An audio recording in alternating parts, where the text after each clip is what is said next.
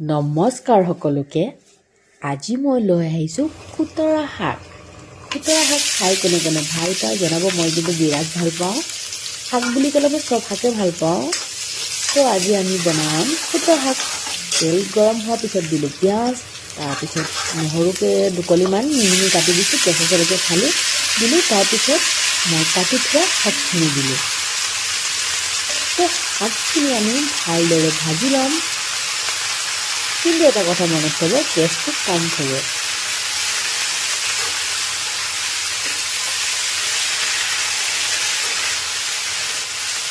শাকখিনি ভালদৰে ভজাৰ পাছত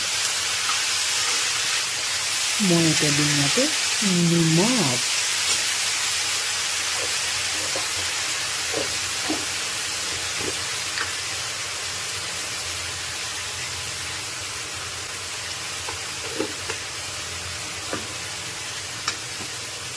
নিমখ দিয়াৰ পিছত আকৌ মই ভালকৈ ভাজি লওঁ।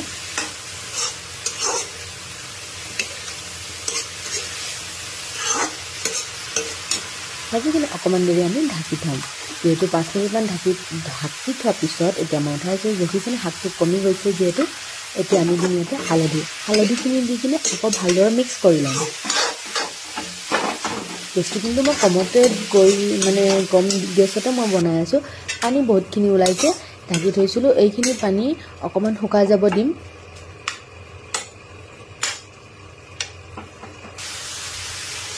এয়া শাক ৰেডি, ভাজা, পানীও শুকাই গ'ল, চব ৰেডি হৈ গ'ল। এতিয়া আমি ভাত খাম। ভাতৰ লগত লৈছোঁ মই মগু মচুৰ মিক্স দাইল, তাৰপিছত আমাৰ শাকখিনি। এতিয়া আহি গ'ল মেইন বস্তু, আলু পিটিকা। আলু পিটিকা যে মোৰ খুবেই প্ৰিয়, সৰুৰ পৰাই মোৰ প্ৰিয়।